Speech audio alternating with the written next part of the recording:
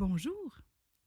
Aujourd'hui, je viens te visiter pour te raconter une belle histoire, écrite pour souligner la Journée internationale des droits de l'enfant. Ce conte a été composé par M. Gaétan Bérubé, un auteur jeunesse de la région. Il a été écrit juste pour toi et pour les grands qui t'entourent aussi, afin de les sensibiliser au respect des droits de l'enfant, tes droits, et afin aussi de souligner l'importance de l'implication de toute la communauté pour prendre soin de nos enfants. Il s'intitule « Brindille s'instruit de plein droit ». Au pied d'un vieil arbre, haut comme le ciel, existe une ouverture minuscule, surplombée d'un petit toit en épines de sapin. Sans arrêt, des milliers de fourmis rouges y entrent et en ressortent à la vitesse de l'éclair. La plus grosse d'entre toutes règne sur tout son peuple. En effet, de sa loge royale, la reine Lola occupe différents rôles, dont le principal consiste à pondre des milliers d'œufs à chaque jour. Partout autour, tant les mâles que les fourmis ouvrières exécutent le travail qui leur est demandé. Un des avantages que comporte la vie dans cette mini-société est la capacité de se protéger les uns les autres. Voilà pourquoi cette façon de faire leur est enseignée dès que possible. Par un beau jour d'été, une mignonne fourmi, appelée Brindille, sort tout doucement de sa coquille. Autour d'elle, un monde bouillonnant d'activité la rend quelque peu nerveuse. La petite se demande même si elle n'aurait pas dû rester bien au chaud dans son coco.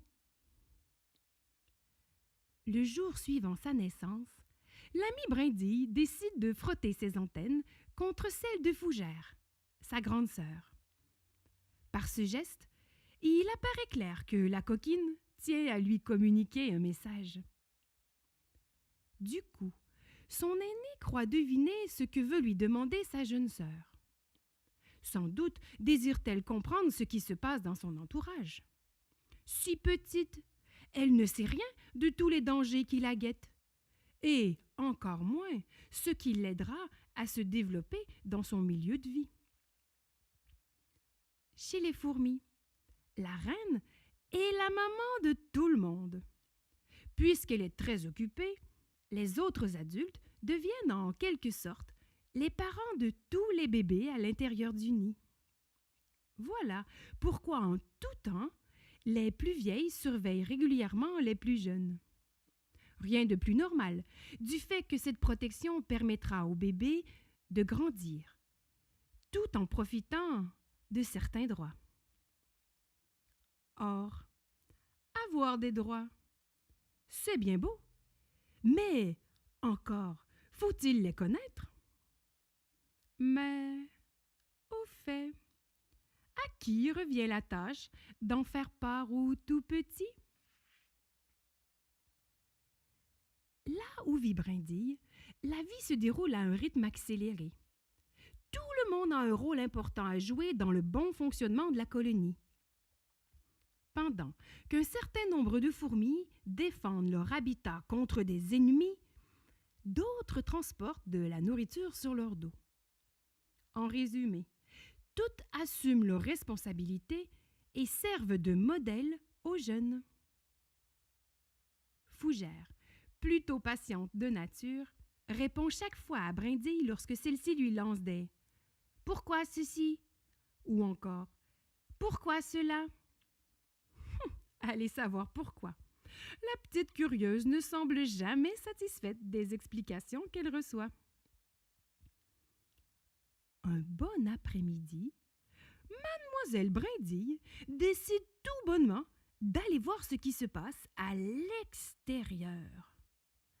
Malgré les mises en garde des adultes, Sa ruse lui permet de se faufiler en douce sans se faire repérer. Au moment où une ouvrière passe à ses côtés, l'imprudente s'agrippe à son dos. En 2 temps 3 mouvements, voilà que la lumière du jour l'éblouit pour la toute première fois de sa vie. Ravi, mais surtout loin de son foyer, son aventure commence.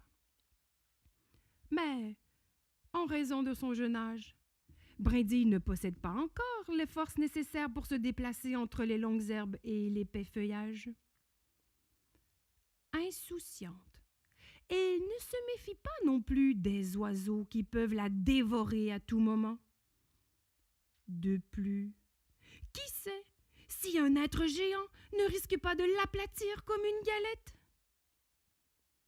Malgré tout, l'aventurière éprouve du bonheur à découvrir cet univers fantastique. Au bout d'1 heure, sa course effrénée prend fin au bord d'un joli ruisseau. Sur place, une question la chicote. Où est-elle donc rendue? Épuisée, Brindille se demande alors si elle a pris la bonne décision en ne respectant pas les règles.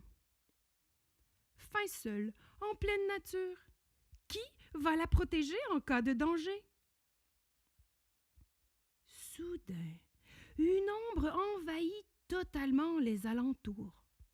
Son instinct lui dit que quelque chose ne tourne pas rond. Terrorisée, la pauvre fourmi tente désespérément de s'enfuir. Hélas, c'est peine perdue. Sans trop se rendre compte de ce qui lui arrive, Brindille se retrouve alors prisonnière au fond d'un bocal. Une fillette qui s'amuse à collectionner les insectes vient tout bonnement de l'attraper. Bien entendu, il faudrait un véritable miracle pour que l'on vienne la libérer de cette fâcheuse posture. Mais dans quel pétrin vient de se mettre la petite fourmi rouge? À la nuit tombée, la peur s'empare carrément de Brindille. Elle se sent prise au piège. Si seulement elle pouvait revenir en arrière. Jamais plus l'idée de filer en douce ne lui effleurerait l'esprit. Que de larmes s'écoulent maintenant de ses grands yeux tristes. Perdue dans ses pensées, une lueur vive et bleutée attire tout à coup son attention. Près du couvercle qui la retient captive, une libellule, aussi lumineuse que le soleil, bat des ailes en la regardant. Il s'agit de nulle autre que la princesse Libérone, chargée de veiller sur les bestioles téméraires qui se mettent si souvent en danger. Sans tarder, s'amorce une discussion. « Tiens donc, ce que tu as l'air songeuse, ma chère Brindille, » lui dit la mystérieuse intruse. « Vous me connaissez ?» s'étonne la fourmi. « Bien sûr que si. Moi, je me nomme Libérone, et grâce à mes dons spéciaux, je sais une multitude de choses. Par exemple, en ce moment, je sais que tu n'es pas fière de toi. Je me trompe? Pas du tout. Je n'aurais jamais dû partir sans permission. Ce fut une grave erreur de ma part. Ah bon? Dois-je comprendre que tu regrettes ton étourderie? Tellement! Soupire la petite fourmi au fond du contenant en verre. En ce cas, écoute attentivement ce que j'ai à te dire. La libellule enchantée lui transmet alors d'importantes informations. Dans un premier temps, Libérone insiste grandement sur l'importance d'écouter les consignes des adultes plus expérimentés. Ce sont eux qui savent guider les petits, en leur enseignant ce qui est bon ou non pour eux. En second lieu, elle lui démontre le sérieux de ses propos en comparant le mode de vie organisé des fourmis à celui des êtres humains. Rapidement, Brindille apprend que, dès sa venue au monde, on lui a attribué des droits. Parmi ceux-ci, le plus important se veut son droit à la vie. Ensuite, elle a le droit d'avoir un nom et d'appartenir à une origine ou à une ethnie.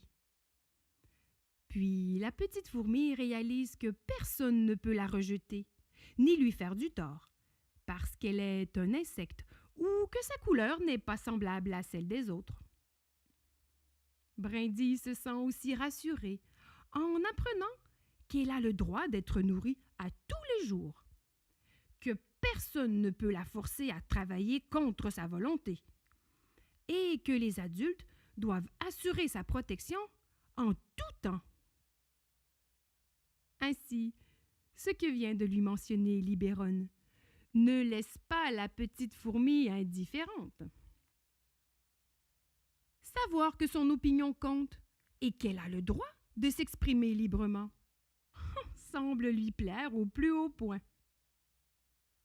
La libellule ajoute qu'aucun mauvais traitement ne peut lui être infligé par qui que ce soit.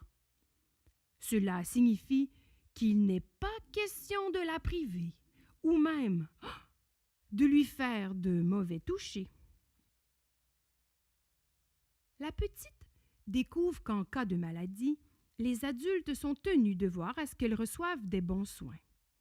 Et concernant son éducation, rien ni personne ne peut l'empêcher d'apprendre, d'étudier et d'acquérir des connaissances. Enfin, tous ces droits dont elle ignorait l'existence lui font prendre conscience qu'elle peut grandir et s'accomplir, non seulement avec ses proches parents, mais aussi avec l'aide et le soutien d'autres adultes. Certes, dans une fourmilière, les façons de faire sont adaptées au mode de vie des fourmis. C'est la raison pour laquelle la libellule dresse une comparaison.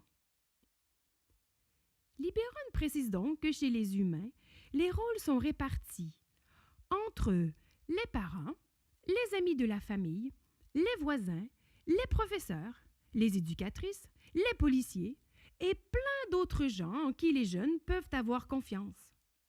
L'important, c'est de leur parler lorsque le besoin se fait sentir.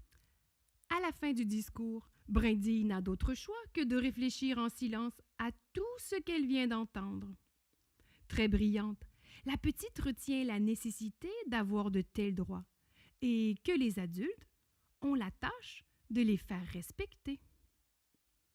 C'est de cette façon qu'un enfant peut grandir adéquatement et devenir à son tour un adulte responsable. Avant de disparaître, la libellule magique pose une bonne action.